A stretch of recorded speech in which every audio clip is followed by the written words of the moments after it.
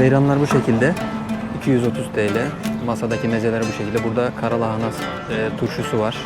Burada Mustafa Kemal Atatürk'ün gönderdiği telgrafı görüyorsunuz.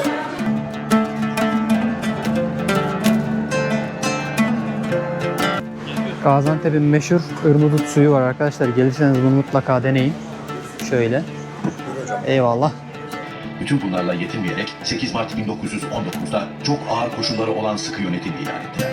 Dükkanları, iş yerlerini kapattılar. Evinde ve elinde silah bulunanların silahlarını teslim etmelerini, aksi halde idam edileceklerini belirten bir bildiriyle halkı tehdit ettiler. Lokum bu. Böyle yaklaşık 3, 6, 8 parça.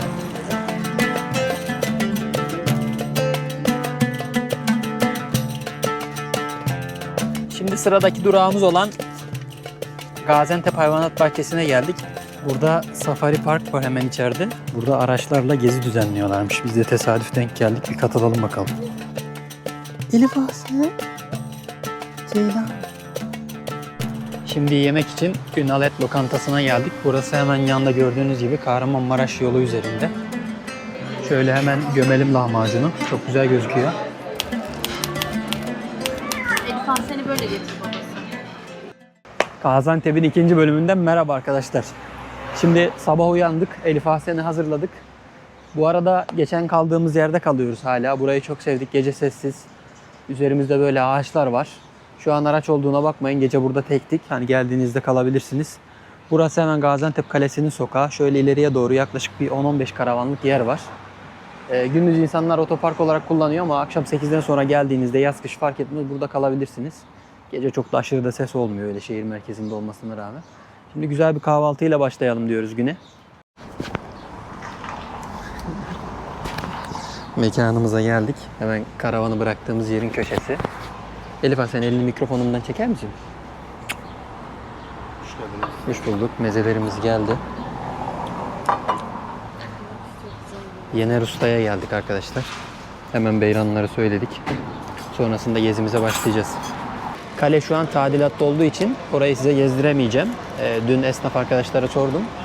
Kale hala tadilatta. Bir süre daha açılmayacak dediler. İnşallah bir daha Antep'e yolumuz düşerse öbür geldiğimizde açılmış olursa Gaziantep Kalesi'nde gezeriz. Kaleden taşlar kopup aşağıya kadar düşmüş. O kadar şiddetli bir depremdi diyorlar. Bizim kız dışarıya çıktığında acayip meraklı. Karavanda böyle durmuyor hayatta. Bazen duruyor. Telefonumuza dalarmış. O zaman aynen bu şekilde böyle kilitlenip kalıyor. Anlıyoruz zaten bir şeye daldığını. Bakıyoruz ki elimizdeki telefona bakıyor. Genelde dikkat ediyoruz telefon göstermemeye.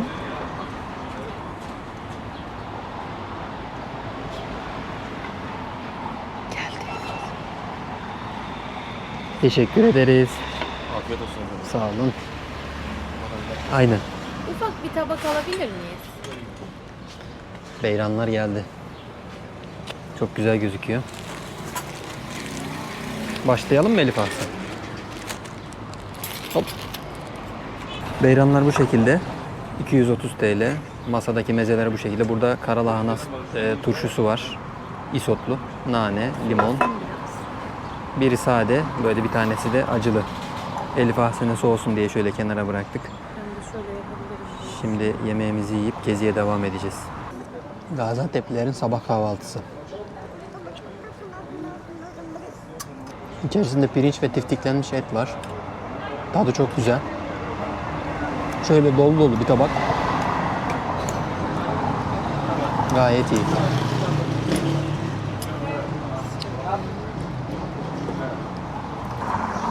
Dostlar Yener Usta'dan çıktık. Her şey çok güzeldi. Porsiyonlar büyüktü. Fiyat da gayet iyi bu arada. Dediğim gibi zaten daha önce de geldiğimiz bir yer.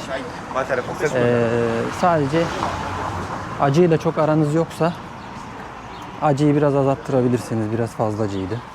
Yani ben fazla acı sevmiyorum mesela. Biraz fazla geldi bana. Ben acı seviyorum. Acıyı seven biri için sıkıntı olmaz ama acı gerçekten biraz fazlaydı. Sadece dediğim gibi acı sevmiyorsanız acıyı biraz azalttırabilirsiniz. Onun haricinde hemen Metanet Katmer de onun yan tarafında yakın. Burada böyle kültür yolu diye bir Gaziantep Büyükşehir Belediyesi'nin yapmış olduğu bir pano var diyeyim. 15 dakika yürüme mesafesiyle şöyle bir daire çiziyorsunuz. Hemen içerisi şu şekilde. Yani aslında buraya Bakırcılar Çarşısı, yani Almacı Pazarı ve Sabun ve Pekmez Müzesi vesaire hepsi birbirine yakınmış. 15 dakika yürüyerek hepsine ulaşılabiliyormuş. İçerisindekiler de şu şekildeymiş. Burası hemen 25 Aralık Panorama Müzesi'nin karşısında tabela. Geldiğinizde buradan kopya çekebilirsiniz gezeceğiniz yerler hakkında. Şimdi dediğim gibi 25 Aralık Panorama Müzesi'ne geldik. Burası hemen Forum Gaziantep'in 10 dakika ilerisinde Kale Yolu. Zaten şu arkamda otobüsleri görüyorsunuz. Buraya uğradığı için hepsi. Kale Yolu'nda. Hepsi birbirine yakın. Sabah burada beyranınızı içtikten sonra, paça ve beyranınızı içtikten sonra hemen buraya gelip burayı gezebilirsiniz. Güzel bir avlusu var böyle. Kafeterya. Hemen giriş burada. Şimdi arkadaşlar biz buradan bebek arabası olduğu için asansöre yönlendirdiler girişimizi yaptıktan sonra. Dediğim gibi kredi kartını direkt okutabiliyorsunuz. Bu artık Türkiye müzelerinde gördüğümüz bir uygulama. Girişte yok işte kart alayım, sıraya gireyim vesaire, öyle bir dert yok. Müze kartı varsa zaten direkt QR kodla okutup geçebiliyorsunuz. Şu an direkt asansörle -1'e yönlendirdiler, o yüzden bebek arabası var diye. Bu arada müzeye pet şişe suyla girmek yasak. Yani niye öyle bilmiyorum ama çıkarken soracağım. Şişeleri bıraktırıyorlar girerken, bilginiz olsun. İçeride bizi böyle bir tablo karşıladı. Sinevizyon odası var böyle.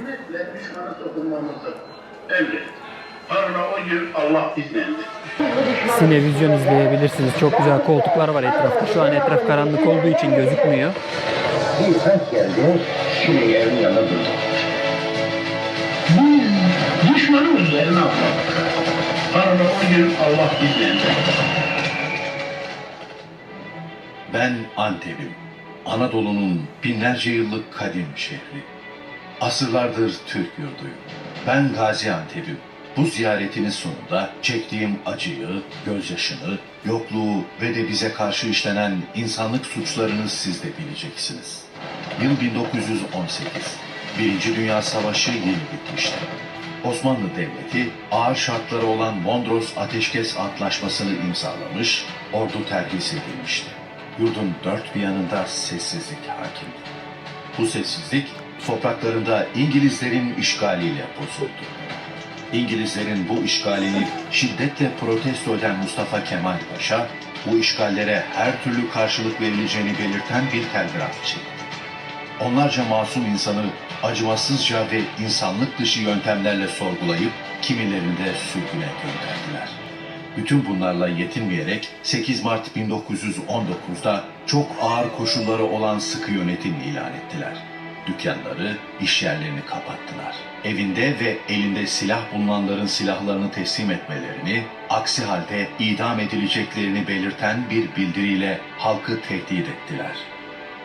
Benim topraklarımda yaşayan Antepli özgürlüğüne düşkündü, hür yaşamalıydı. Baskılar halkın canına tak etmişti. İşte tam da o günlerde kentteki İngiliz zulmüne dayanamayan Mehmet Sadık'ın oğlu Osman, bütün yasaklara rağmen meşrahının altına sakladığı silahıyla İngiliz kumandanı MacAndrew'in otomobili geçtiği sırada ateş etti.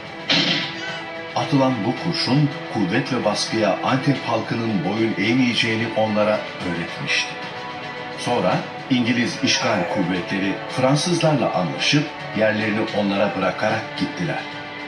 Fransızlarla birlikte gelen Ermeni lejyonları topraklarında yaşayan Ermenileri de kışkırtıp kuşattılar dört bir yan. 21 Ocak 1920'de sırtında yüküyle tarlada çalışmaktan gelen Hatice, oğlu Kamil'le birlikte evine giderken Fransızların askeri fırın olarak kullandığı binanın önünde 3 Fransız askeri tarafından taciz edildi. Annesini koruyan Kamil, Fransız askerlerce süngülenerek şehit edildi. Kamil'in şehadeti bardağı taşıran son damla olmuştu. Antepliler kadın çocuk demeden direndik. Mağara başında top siperimiz var. Tabii mazlumlar var. Şimdi gerek semt efendi gerekse hariç semtlerden gelen takviyeler çalışıyor, ateş ediyor. Orta ve yaşlı kadınlarımız, yavrularım biz sizi bugün için yetiştirdik. Vatanı kurtaracaksınız. Düşmanı içeri sokmayacaksınız. Aksi takdirde sütümüzü size haram ederiz. Küçük çocukları yani 10 yaşından sonraki olanların da ellerinde su satırlarıyla beraber cephenin arkasında amca su verelim mi, amca su ister misiniz diye su dağıtıyor onlar böyle. Yani anlatmak istiyorum ki Mağarabaşı Savaşı'nda gerekse sair savaşlarda olsun Antep halkının 7'den 70'ine kadar istisnasız olaraktan böyle can siparişine çalışmışlardır. 1 Nisan 1920 Perşembe günü şehir içinde savaş başladı. Fransızlar, Lahey konferanslarına göre sivil hedeflere karşı kullanımı insanlık suçu sayılan 155'lik toplarla saldırdılar. Silah denemeleri yaptılar. Düşmana 34 metre kala yüzü vuru yattık. Arkamızdan da o çoluk çocuk onlar da yatmış sanki bizden can umuyorlardı. Titreylerdi hepsi. Tam bu havadayken bir silah patladı. Silah patlar patlaması biz tam heyecanla düşmanın üzerine atladık. Düşman ne olacağını bilmedi ancak kaçtı. Kaçtı ama 3 dakika sonra başımıza sanki konuşten attığı toplar öyle dökülüydü ki dünya cehennem haline aldı. Cehennem gibi yanıydı sanki orada. Var topladılar çocuklar. Aman anam, aman yavrum, aman bacım diye birbirine sarılıp o yavruların kucaklarına böyle. Kucaklarına, barbularına basıyorlardı. Gene biz bu emaniyemizi kırmadan hücuma geçtik. Düşmanı yardık. Haneler, Arap. Yetmedi, Fransız ve Ermeniler Antep'te zehirli gaz kullandılar. Binlerce isimsiz kahramanı şehit verdik. Kimileri kör oldu, topal kaldı. Camilerimi, hastanemi yıktılar. Çevremde doğayı katlettiler. Nurgana'da, Kavaklık'ta binlerce ağacımı kestiler. Ben Antep'im ve yılmadım. Yokluk, hastalık ve açlıkla savaştım. Fransız birliklerince kuşatıldım. Son günlerde bana dışarıdan hiçbir yardım gelmiyor. Herkes açlığın pençesinde kıvranıyor. Mehmet Koca, onun bir merkezi vardı. Bunun öyle Avrupa kepek, biraz kepek varmış, Türk'te kepek var. Ona bile bu köpek var, gerekirse bu hayvanın kepeğini bir kavalıyla hayvan aşından öldü. Onun etini, ben ocaklık vardı, bazıları yerine etini kavurduk, memişelik. Ölmeyecek kadar yiyecek bulabiliyorlardı. Gerilerinde aciz diye bağıran yaralıların, çocukların, kadınların silah seslerine karışan feryatları duyuluyordu. Karşılarında uçaklarıyla büyüklü güçlü topları, ağır makineli tüfekleri, teknik en yeni araç ve gereçleriyle donatılmış bir kolordu vardı. Siperlerde yaralanan babanın yerini oğlu dolduruyor, şehit olan kocanın silahına genç karısı sarıyor. Bu koşullar altında ki kent iç çatışması 10 ay 8 gün sürdü. Antep'i düşman değil, açlık düşürmüştü. Savaş bittiği zaman geriye harabe bir şehir, 7.000'e yakın şehit, bir o kadar yaralı, kolsuz ve bacaksız insan kalmıştı. Fransızlar uçaktan attıkları bildirilerle ağır bombardımanla ve daha da fazla yakıp yıkmakla tehdit ettiler. Nice yiğit yetiştirdim adını sayamadım. Ben kolay gazi olmadım. İşte o günlerde bir yandan Ankara'dan mutlu haberler geliyor. 1. ve 2. İnönü Savaşları kazanılmış, Sakarya Meydan Muharebesi zaferle sonuçlanmıştı. 20 Ekim 1921'de Fransızlar Ankara Antlaşması'nı imzalamak zorunda kaldı. Sonunda işgalciler işbirlikçileriyle beraber geldikleri gibi gittiler. 25 Aralık 1921'de ben de gözyaşlarıyla Türk askerlerini karşıladım. Şimdi acılarımı sarma zamanıydı. İnançla, kararlılıkla onurumu kurtarmış, özgürlüğümün mutluluğunu yaşıyorum. Ve ben Cumhuriyetle yeniden doğdum tüllerimden. Nasıl ve neden gazi olduğumu unutmadım. Dersler çıkardım, unutturmayacağım. Özdemir Bey bir sandalyenin üstüne çıkarak hemen hareket edip sükunetle düşmana sokulmamızı emretti. Parla o gün Allah bizlendi. Gaziantep Kalesi'ni gezemiyoruz ama Kale bu şekilde gözüküyor yukarıdan arkadaşlar. Buraya panorama şeklinde koymuşlar.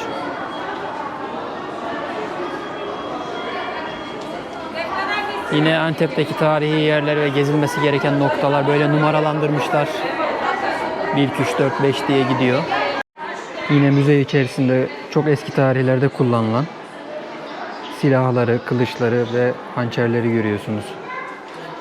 Kurtuluş Savaşı sırasında yani yaklaşık 1914 ile 1918 yılları arasında 10 milyona yakın vatandaşımız kaybedilmiş. Rabbim mekanlarını cennet eylesin. Burada yine dürbünler ve mataraları görüyorsunuz.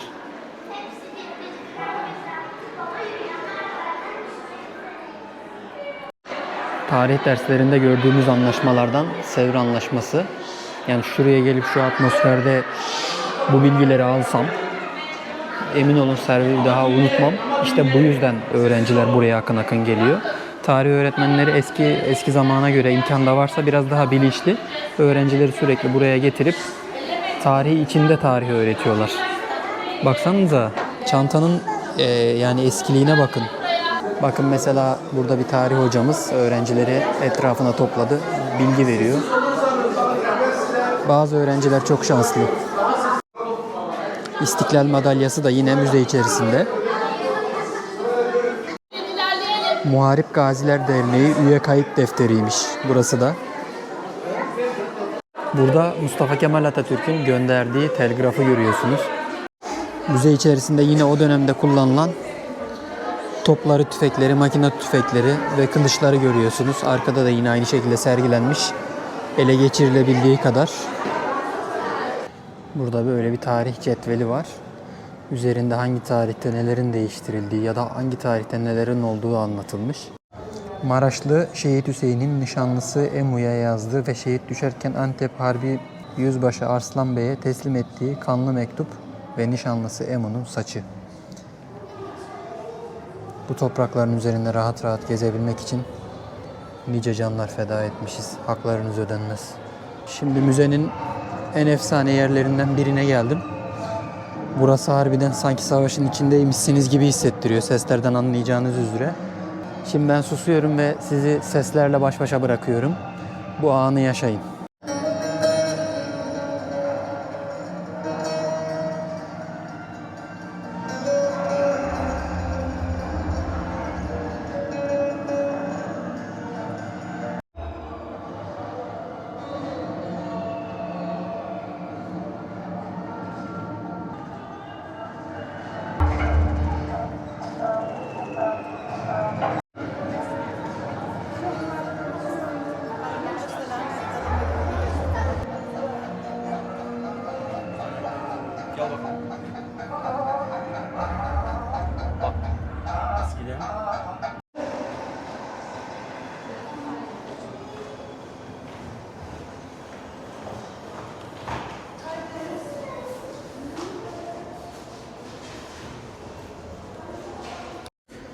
Çıkışa duygularınızı paylaşmanız için böyle kartlar bırakmışlar.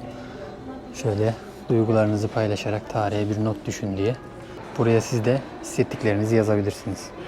Biz de şöyle güzel bir not yazdık. Hemen yukarıya asıyorum. Arkadaşlar müze tek kelimeyle harika. Özellikle o birinci katta gördüğünüz yani nasıl diyeyim betimleme odası diyeyim, sinevizyon panorama odası efsaneydi. Yani bizim gittiğimizde öğrenciler çok şükür birinci katta değildi yani yanımızda değildi ama ben size ortamın atmosferi biraz aktarabildim. Bildiğiniz savaş sahnesinde gibisiniz yani böyle etrafa biraz sessizlik içerisinde böyle baktığınızda sanki böyle etrafta yanan evler, savaş arabaları, tanklar vesaire atmosfer mükemmeldi.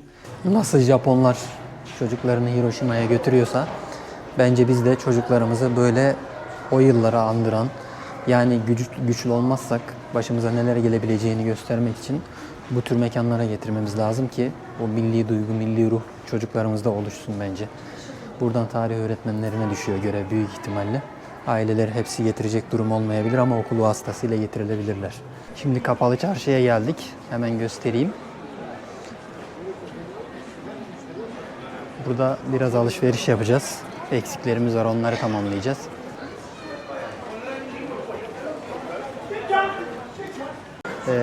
Burası yarın. Yani pazar günü kapalı arkadaşlar. Bilginiz olsun. Havalar çok sıcak. Hemen bir serinlememiz lazım. Bir nar portakal alalım.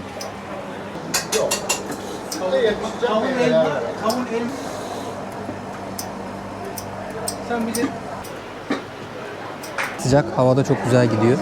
2 bardak 60-60 toplam 120 lira arkadaşlar. Elif Ahsen'in önümüzdeki ay doğum günü var. Onun için birkaç malzeme alacağız. Süsleme malzemesi.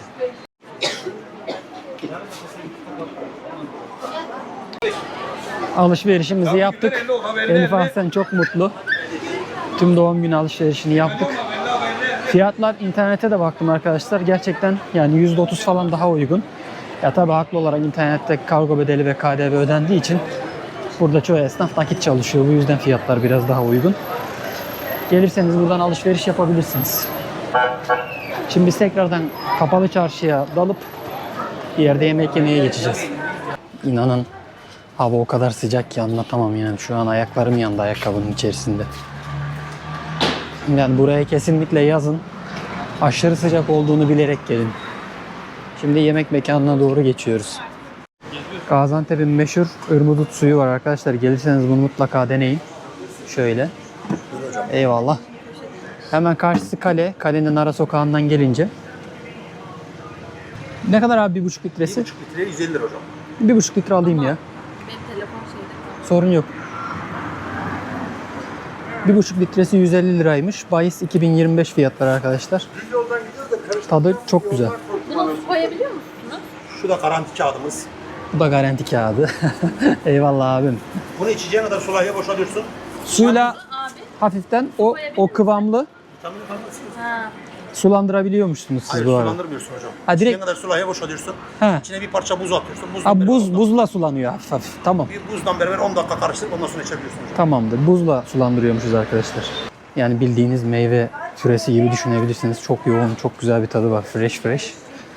Sürahi içeceğiniz kadarını koyup içerisine buz ekleyin. O şekilde tüketin dedi. Hani buz hafiften içinde eridikçe hafiften sulandırır. Bizim içtiğimiz çok kıvamlıydı ama yine tadı çok güzeldi.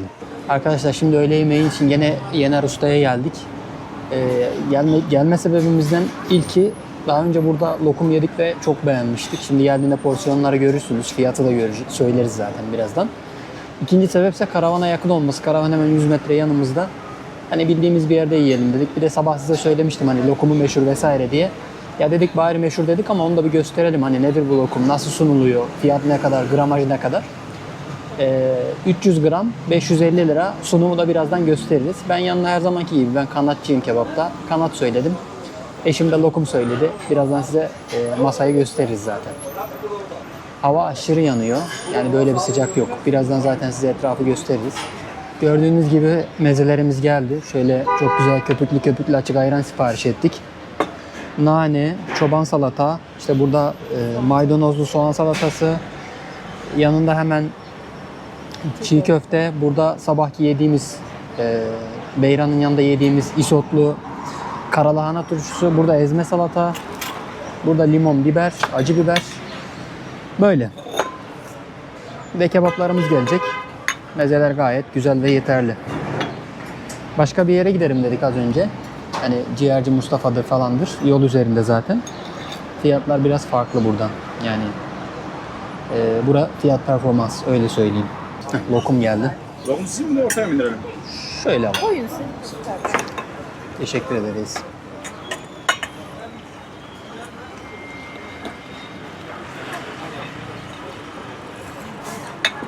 Öbürünü de araya alalım. Lokum geldi arkadaşlar. Lokum böyle. Lokum bu. Böyle yaklaşık 3, 6, 8 parça. 550 lira ve toplam 300 gram. Altında tereyağı var. Ve böyle çömlekte kaynayarak geliyor. Şöyle yanında biberi de var. Çok iyi. Şöyle kanatımız da geldi.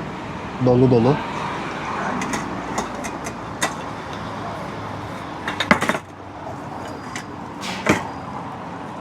Hadi bize afiyet olsun. Lokumu şöyle göstereyim. Suyu damlıyor arkadaşlar.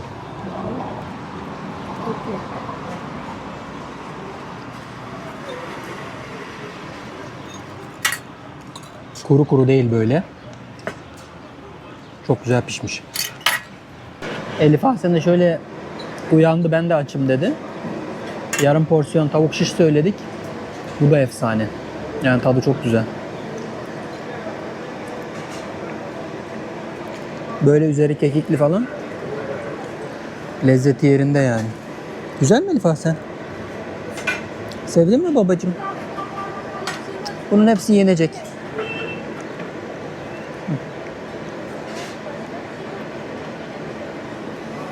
Ayran içelim biraz. Şimdi hava öğle saatleri olduğu için çok sıcak. Kalenin hemen altında tarihi kır kahvesi var. Buraya giriyoruz. Bu arada bu tut ağacı da anıt ağaçmış. Bayağı eski ve tarihe sahip bir ağaç. 2 tane orta şekerli Türk kahvesi sipariş ettik. Fiyatlar merkezi bir yere göre normal. 100 lira kahveler şu an. Mayıs 2025'te. Bakalım gelsin, biraz da biz soluklanalım. Dışarısı acayip yanıyor. Karavanda bir tane tavamız var. Kalayları kalkmış. Şu karşıda bir tane kalaycı gördüm. Tavaları 50 liraya kalaylıyorlarmış sadece içini. Birazdan onu kalaylatacağım. Orayı da çekerim size. Olur da evde gelirseniz, gelirken yanınızda malzeme de getirebilirsiniz burada kalaylatmak için, ya da yakın bir ilde oturuyorsanız konumunu gösteririm birazdan. Kahvelerimiz geldi böyle. Yanında şekerlemeler ve şöyle Türk kahvesi. Burada aynı zamanda gözleme de yapabilirsiniz. Yani gözleme de alabilirsiniz buradan. Teyzem böyle açıyor taze taze. Arkadaşlar 2 orta şekerli Türk kahvesi içtik. 85 liradan 170 lira ödedik toplam. Menüde ben yanlış görmüşüm. Sanırım ben 100 diye görmüştüm. Bu arada arkamda görmüş olduğunuz ağaç 280 yıllıkmış. Geçen gün üzerimize devrilmesin diye geldiler. Budama yaptı belediye, kafenin üzerine devrilmesin diye dedi. İşletmeden kaleyle ilgili de bilgi aldım. Bu yıl sonunda Aralık ayı gibi kale açılacakmış sanırım. Tadilatı bitiyormuş. Hani buradan da bunun bilgisini verelim. Şöyle karavanda kullandığımız kalayı bitmiş bir tane tava var. Şimdi hemen karavana geldim. Bunu kalaylatalım gelelim. Hemen kalaycıya geldik. İnsanlar önünde durmuş zaten, kalayın nasıl yapıldığını çekiyorlar. Merakla izliyorlar. Şöyle. Son kolay gelsin. Şöyle kalaya verdik. Kolay gelsin. Burada da kalaylanmış bakır ürünleri görüyorsunuz, böyle içerisi bembeyaz.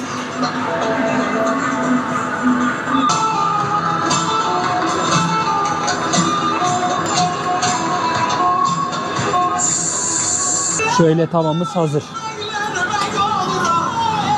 Şöyle kalayımızı yaptırdık. Şimdi karavana geçiyoruz tekrardan. Burası hemen kalenin karşısında. Şu aşağısı meydan. Meydandan kalenin yanından yukarıya çıktığınızda hemen şu ağacın dibinde. Bu bilgileri niye veriyorum? Çoğu illerde kalaycı yok arkadaşlar. Antep'e yolunuz düşecektir. Yalnız ufak tefek bir iki parça böyle sevdiğiniz ürünler vardır. İşte ne bileyim tavanızdır, kahve cezvenizdir, bakır. Gelirken getirip burada kalaylatın. Özellikle de özel aracınızla geliyorsanız, hani tura gelirken tabii ki yanında bakır ürün taşınmaz ama kendi aracınızla geliyorsanız burada kalaylatın diye bu bilgileri veriyorum. Normalde ben onu gidip kalaylatıp zaten geleceğim. Size aktarmaya da bilirim. Umarım birilerinin işine yarar. Ki ben orada kalay yaparken arkadan geçen turdan gelen kadınlar şey diyordu. Aa, kalaycı varmış. Keşke bakır ürünlerimizi, tavamız vardı yanımızda getirseydik diyerek konuşarak arkamdan geçtiler gittiler. Bunun için hani olur ki hususi aracınızla gelirsiniz. Kalaylanacak bir ürününüz vardır. Şimdi karavana geldim. Tavanın son halini de göstereyim. Çok güzel oldu şöyle, yeni gibi. Dışı bakır şöyle. İçi kalaylı. Bakır ürünleri direkt kalaysız kullanmak sağlıklı değil. Hani bilginiz olsun, zaten biliyorsunuzdur ama kalaylatmadan kullanmamak lazım. Oksitleniyor, yeşilleniyor. Şimdi biz hayvanat bahçesine doğru ilerleyeceğiz. Hadi geçelim. Şimdi sıradaki durağımız olan Gaziantep Hayvanat Bahçesi'ne geldik. Giriş 30 lira arkadaşlar. Mayıs 2025 fiyatı. Şimdi kendimize güzel bir park alanı bulalım. Bu arada burada çay bahçesi falan da var. Hani gelince burada atıştırmalık ya da sıvı şeklinde kahvedir, çaydır tüketebilirsiniz. Mangal alanı da var. İnsanlar şu an farklı farklı yerlerde piknik ve mangal yakıyor. Şuradan gösteriyor. Evet Elif Asen, evet. Aynen babacığım. anneciğim. Hayvanat bahçesi. Güzel, geniş bir alan var hayvanat bahçesinin ön tarafında. Hani burada karavanla konaklanabiliyor mu o kısmı bilmiyorum. Sormadım, girerken aklıma gelmedi ama bayağı büyük bir alan. Her yer kafe, yürüyüş alanı. Çıkarken sorabiliriz. Evet, unutmazsak inşallah burada çıkarken sorayım, bir karavanla konaklayabiliyor muyuz burada geceleri. Çok da susadı. İçerisi gayet temiz.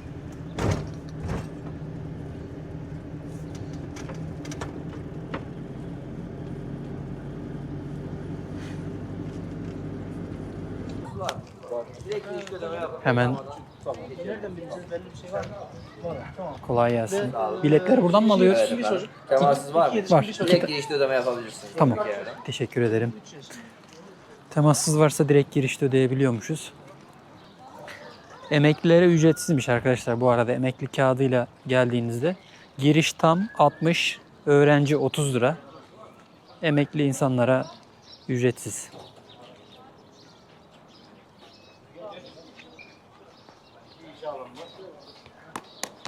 Gel.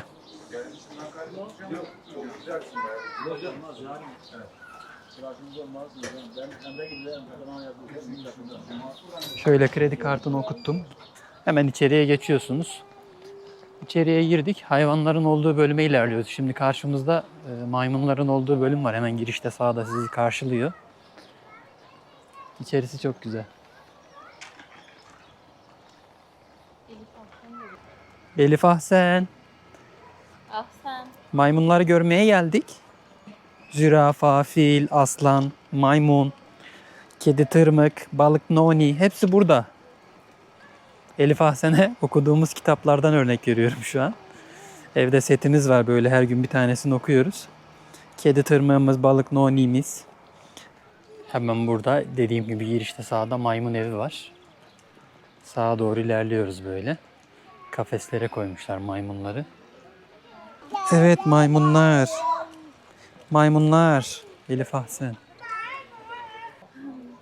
İçeride geziyorlar şu an hepsi. Yavrulara bak. Küçük küçük. Var. Maymunlara bak Elif Ahsen. Bak şurada bir tane var kızım. Bak bak bak. Bak. Pişt, pişt. Baksana bir. Elif Ahsen sizi ziyarete geldi. Gördün mü aşkım? Ne yapıyor? Elif Ahsen. Ne yapıyor? Gaziantep Hayvanat Bahçesi 1000 dönüm arazi üzerine kurulmuş Türkiye'nin en büyük hayvanat bahçesidir. Şehrin dışındaki burç ormanlar içerisinde yer alıyor burası. Dediğim gibi çok büyük bir alan. Çok fazla hayvan popülasyonuna sahip. Burada toplam 6814 tane hayvan bulunuyor. 264 tane de tür mevcut. Ve Gaziantep Hayvanat Bahçesi'ne yıllık 2,5 milyon insan ziyaret ediyormuş burayı. Gayet yeterli bir sayı. Avrupa'nın da enleri arasında burası. Hayvan popülasyonu ve hayvanat bahçesi büyüklüğü olarak. Gaziantep'e yolunuz düşerse burayı mutlaka ihmal etmeyin. En azından çocuklarınız hiçbir yerde göremeyeceği hayvanları burada görmüş olur. Aslan, kaplan gibi malum hiçbirimiz Afrika'ya, safariye gitmiyoruz. Şimdi ayıların ve aslanların bulunduğu alana geldik. Şöyle karşıda ayı güneşleniyor. Gel Elif Ahsen, ayı görelim. Çok zor görünüyor. Gel kızım, gel gel gel. İleride uzanmış. Ya sadece şey yapılabilir ya, biraz daha doğal bir alan yapılabilir. Yani etrafını hayvanların full betonla çevirmişler. Elektrikli tellerle, hani dışarıya çıkmasın diye. Ama daha doğal bir alan yapılabilir sanki. Yazık, günah yani. O da bir canlı. Elif Ahsen, ayı. Bak orada. Gördün mü? Bak. Kanguruların olduğu bölümdeyiz. Hemen ayı bölümünün karşısında. Zaten buraya geldiğimizde... Evet, kanguru gördün Gel de mü? kızım gel. Gel de. Gel de. Seni anlarlar onlar Elif Ahsen. Burada zürafalar da var. Böyle. Çok büyük, çok yüksek hayvanlar ya.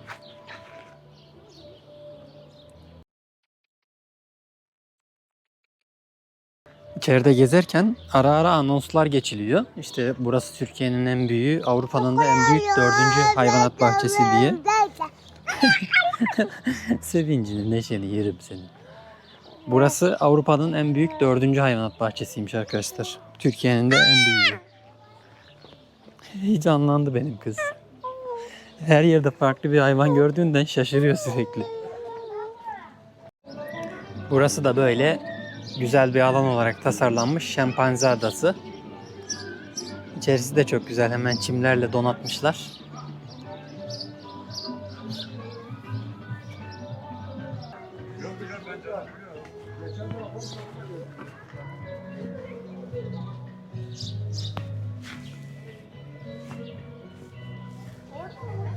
Elif Hasan bak. Gördün mü? Elif Hasan.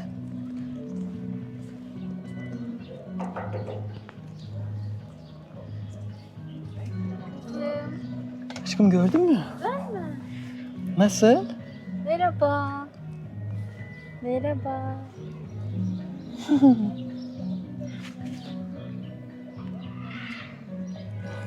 İçerisi çok güzel çim olmuş. Hı hı.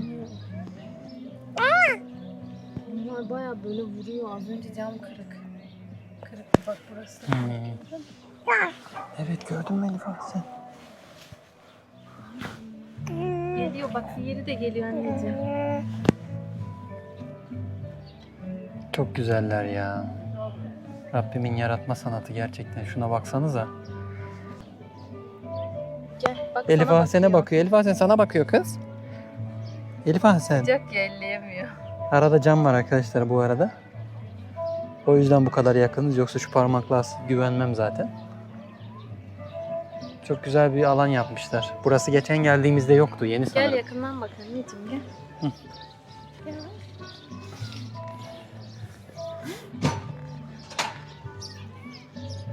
Aynı anda bu kadar çeşit hayvanı bir arada görebileceğiniz ülkemizdeki belki de tek yer. Çünkü Türkiye'nin en büyüğü.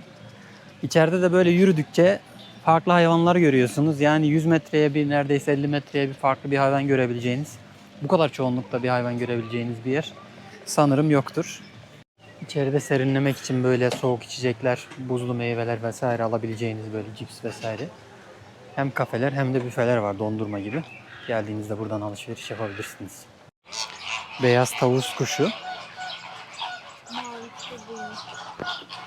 Nerede? Burada. Ha.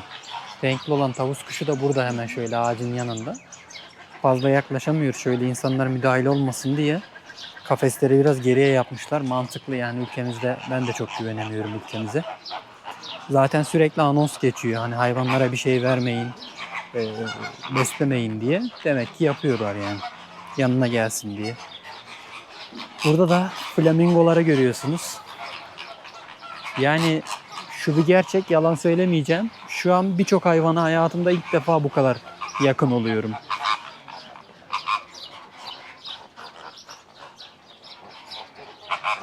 Hemen böyle dediğim gibi dönüyorsunuz. Su aygırının karşısında fil var. Fil bize yaklaştı şu an. Her yer elektrikli çitler içeride. Yani bu hayvanı sanırım sadece bu şekilde zapt edebilirler. O da stresten dönüyor. Az önce şuradaki kapıyı dövüyordu. Elektrikli çitleri görüyor musunuz içeride? Şöyle göstereyim. Şu arada elektrikli çitler var. Fil böyle dönüyor içeride. Tek başına strese girmiş.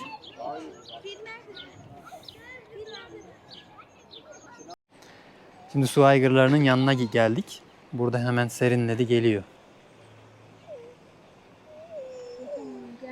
Bayağı büyüklermiş yalnız var ya. Yalnız bayağı büyüklermiş. Şunlara bakın. Gelsin mi Elif Hasan?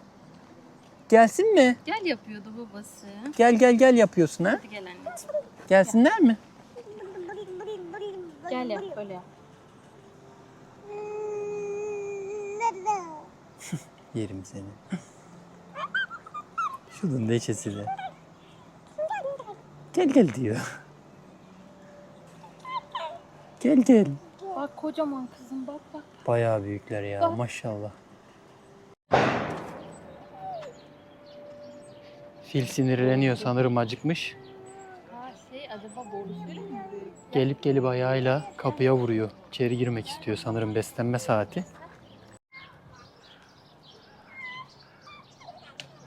Burada safari park var hemen içeride. Fillerin yanında şöyle geyikler vesaire. Burada araçlarla gezi düzenliyorlarmış. Biz de tesadüf denk geldik. Bir katılalım bakalım. Hemen şöyle fil bölümünün yanında safari park var. Tesadüf denk geldi. Şu an son tura katılmışız zaten. 5'te kapandığı için.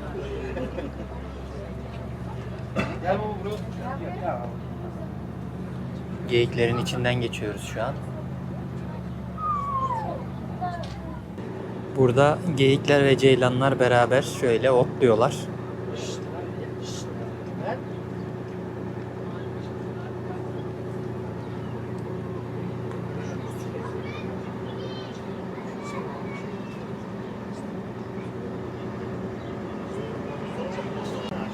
Bayağı iyi. Bir de otobüsümüz de böyle büyük. İnsanlar açık bir şekilde etrafı izliyorlar. Çok iyi. Şöyle karşıda görüyorsunuz insanlar telin dışından burayı izliyorlar. Ama siz safari aracıyla şöyle atlar falan var ön tarafta. Safari aracıyla içeriği izleyebilirsiniz bu şekilde. Elif Ahsen halinden çok memnun. Sen Elif Ahsen ya.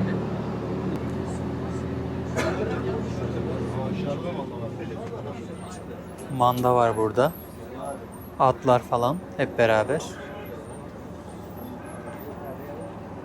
Dağ keçileri.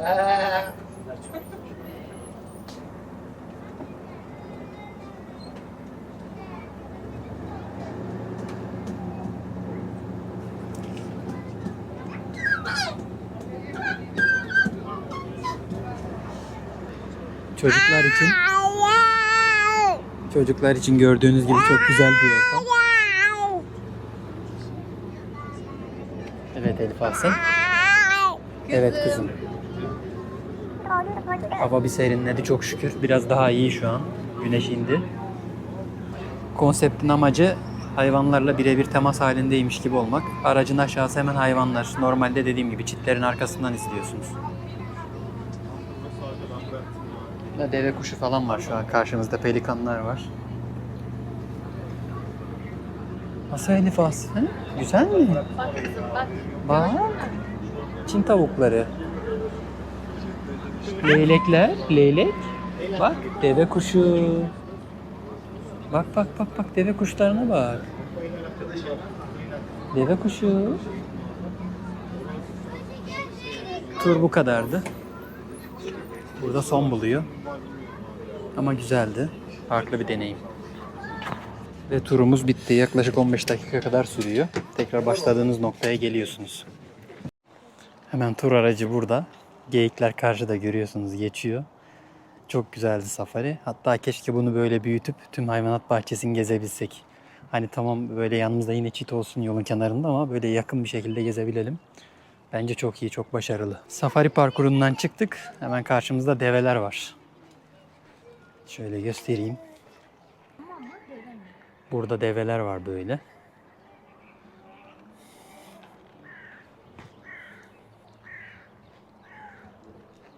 Şu an tam saat 4'e 50 geçiyor. Yemek saati. Şu an tüm hayvanlar yemek yiyor. Önlerine yemek dökülüyor. Bunlar da ileride karpuz kabuğu atıldı şurada. Oraya ilerliyorlar. İlginç hayvanlar listesinde oklu kirpi var. Şöyle. Şu an yemek yiyorlar içeride.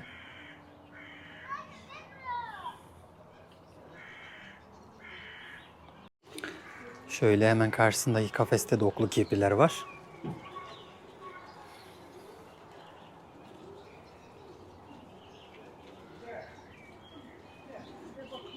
Evet Elif Ahsen şu an ceylan gördü. Geldi. Ceylanların bir huyu var.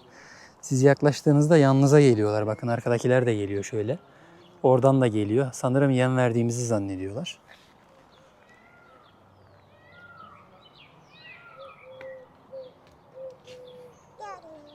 Gel diyor Elif Ahsen, gel öğrendi. Gelsin mi?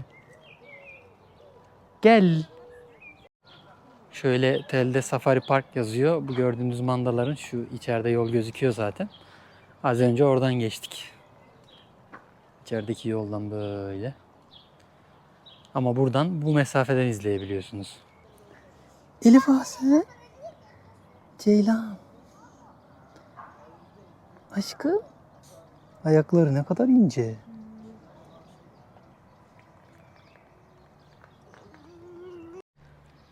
Kurtların olduğu bölüme geldik. Burada kurtlar var böyle görüyorsunuz. Şurada birkaç tane dinleniyor. Bir tane ayakta ve hareketli var şurada. Tüy dökme dönemlerindeymiş sanırım. Şöyle üstü tülemiş halde.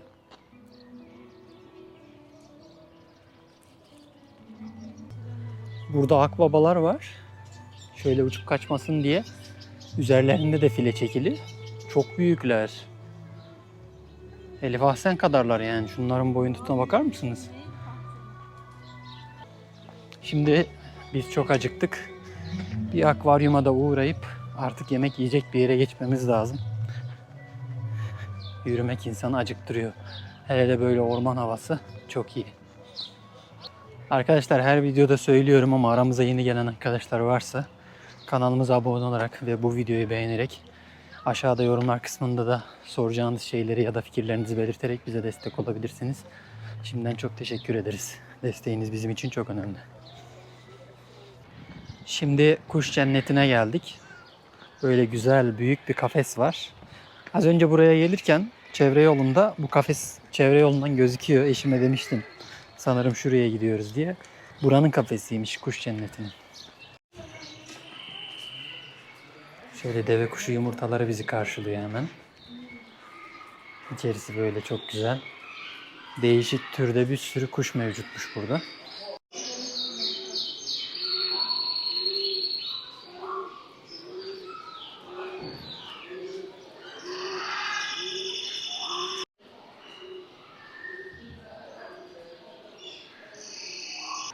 Burası da yine çok güzel dizayn edilmiş. Dediğim gibi farklı türde bir sürü kuş türüne sahip. Geldiğinizde mutlaka burayı da ziyaret edin arkadaşlar. Es geçmeyin. Hemen bunun arkasında kelebekler ve uğur böceği yine bölümü vardı. Oraya da girelim dedik ama saat 4.30 civarı olduğu için hani kapanışa yakın kapalı sanırım. Belki de bu dönemde de üretilmediği içindir de hani kapalı olabilir bilmiyorum. Şimdi buradan da sıradaki bölüme akvaryuma geçiyoruz. Şimdi akvaryuma geldik. Akvaryumun olduğu yerdeyiz. Burası da çok güzel. İçeride çeşitli türde yılanlar ve balıklar var. Hadi gelin içeriden birkaç görüntü aktarayım size. Ortası balık bölümü. Hemen burada böyle sürüngenler evi giriş. Şuradan da dönerek çıkıyorsunuz. Birazdan buraya gireriz. Bu ortada böyle balıklar var. Dönüyorsunuz böyle girişten. Mesela balıklar. Otçul piranaymış bunlar.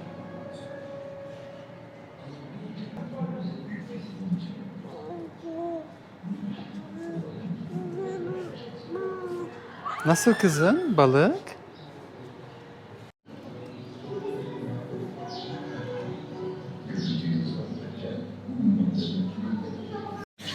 Burada köpek balıklarını görüyorsunuz böyle. Bu halleri bile çok ürkütücü. Bunun okyanuslardaki büyük halini düşünemiyorum. Tabiat şartlarına dayanıklı ve yumurtalarını koruyabilir. Şimdi merkeze geçiyoruz. Çok acıktık. Güzel bir yerde güzel bir yemek yiyelim. Hayvanat bahçesine gelmeli miyiz? Buna değer mi? Kesinlikle değer arkadaşlar. Dediğim gibi yani bu kadar çeşit hayvanı toplu bir yerde görebileceğiniz Türkiye'deki tek yer diyeyim. Çünkü en büyüğü burası. Bilmiyordum, yeni açılmış safari parkı çok güzel olmuş. Farklı bir hissiyat. Gelirseniz ona da mutlaka katılın. Normalde biz Gaziantep turumuzda Rumkale'yi falan da ekleyecektik. Hani Rumkale'ye de gidelim diyorduk ama geçen Urfa'ya, Halfeti'ye gittiğimizde gördük ki zaten Halfeti'deki tekne turuyla Rumkale'nin altından geçtik. Cam teras ve Rumkale'yi gördük zaten.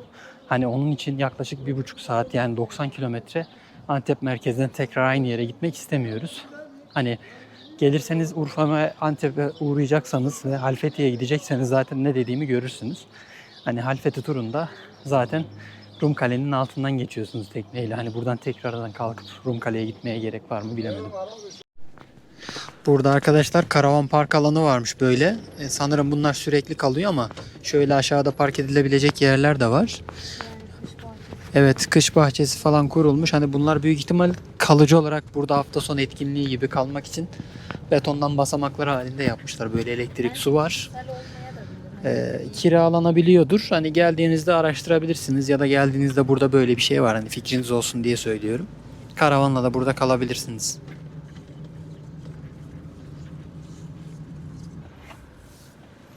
Kolay gelsin. Gece karavanla kalınabiliyor mu? Tamamdır. Ücretler hakkında bilginiz var mı? Belediye ile. Tamam. Karavan parkla ilgili belediye ile görüşmek gerekiyormuş. Almazlar dediler. Demek ki sahipli hani hisseli gibi hani bir şey ayırtıyorlardır herhalde. Almaz. Aynen hani oradaki güvenliğe sordum da seslendim. Almazlar hani belediye ile görüşmeniz gerekiyor dediler. Şimdi yemek için Ünal Et Lokantası'na geldik. Burası hemen yanında gördüğünüz gibi Kahramanmaraş yolu üzerinde. Şöyle güzel bir bahçesi var. Hemen içeriye girelim. Sizi girişte hemen fiyat listesi karşılıyor. Şöyle şu şekilde durup bakabilirsiniz. Durdurup. Gramajları ve fiyatları şöyle yazıyor. Mayıs 2025 fiyatları. Elif Ahsen uyandı, hemen yemek kokusunu aldı. Ben de buradayım dedi. Hemen mama sandalyesi istedik Elif Ahsen'e. Şimdi mama sandalyesine oturtacağız. Size menüden hemen bahsedeyim.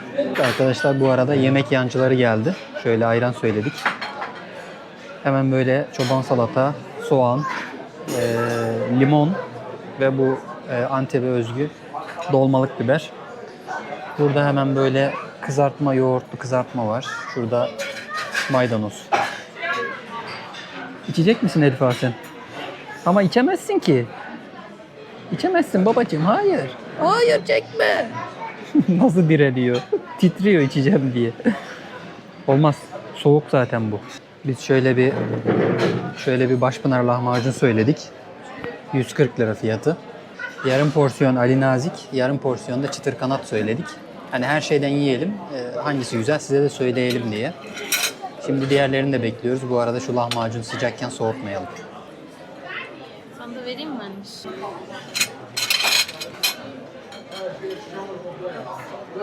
Şöyle hemen gömelim lahmacunu. Çok güzel gözüküyor. Elif Ahsen'i böyle getir babası. Çok güzelmiş.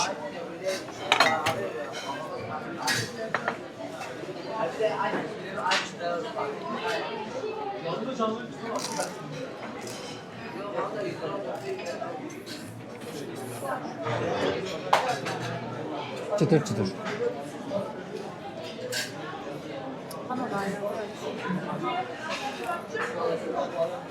Salatalar böyle nar ekşi sosuyla geliyor. Siz sadece tuz atıyorsunuz. Çok güzel. Salata çok iyi arkadaşlar. Lahmacun alıyorsunuz direkt. Salatanın içindeki ekşiye banıyorsunuz şöyle. Gömüyorsunuz. Şöyle fırından sıcak sıcak ekmek geldi buhar üzerinde. Burada yarım porsiyon kanat görüyorsunuz. Bu yarım porsiyon ve yarım porsiyon Ali Nazik. Ali Nazik'i deneyeceğim. Buranın evet. Yok. Buranın Ali Nazik'i çok övülüyordu. Soğusun da Elif Ahsen'i vereyim. Evet.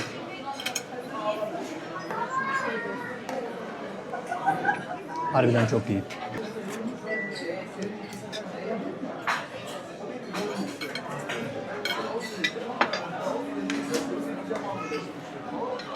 Al.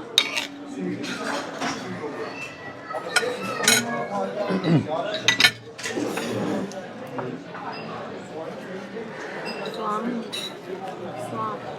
Ali Nazik harbi iyiymiş. Kanat tek kemik arkadaşlar şöyle. Yemekleri yedik. Hemen üzerine çay söyledik. Çaylar geldi. Buranın katmeri de meşhurmuş. Hemen bir katmer yiyelim öyle kalkalım dedik. Birazdan gelsin sizle paylaşırım. Ekstra fıstıklı katmerimiz geldi. Hemen gömelim. Çok güzel gözüküyor. Yeşili sev, doğayı koru demişler. Arkadaşlar lahmacun güzeldi. Sadece biraz sebze oranı fazlaydı. Yani kıyması biraz daha arttırılabilir. Ama çıtırlığı gayet yerinde, büyüklüğü gayet iyiydi. Fiyatı da bence bir tık pahalıydı. Yerim seni. 140 lira lahmacun fiyatı. Katmer çok iyi. Ama 4 kişiden aşağı bence hani yemek üzerine yiyorsanız 4 kişi çok rahat yer. Hani biz ikişer üçer dilim aldık. Kalanın paket yaptırmak zorunda kaldık. Çünkü bayağı büyük katmer. Ekstra fıstıklı söyledim. Özellikle üzerine falan döküyorlar böyle Antep fıstığı 600 lira. Hani normal katmer zaten 550'ymiş. 50 lira için o farka gerek yok. Onun haricinde ayranlar ikramdı. O yönü güzel. Aynı Kasap Selçuk'taki gibi. Antep'te genel olarak zaten çoğu yerde ikram. Onun haricinde Ali Nazi'nin altındaki patlıcan ve yoğurt hani bir tık daha iyi olabilir. Hani sarımsağı mı fazlaydı? Hani çok aşırı iyi değildi öyle. Kıyması biraz azdı. Yani üstte 2 parça şu kadar şu kadar. Ha, tamam yarım porsiyon söyledik ama yine de az geldi. Kanat hiç sözüm yok. Çok iyiydi yani. Hadi bakalım oynayalım. Şimdi rahat orada. Elif sen? Gaziantep'teyiz bebeğim. Allah'ım.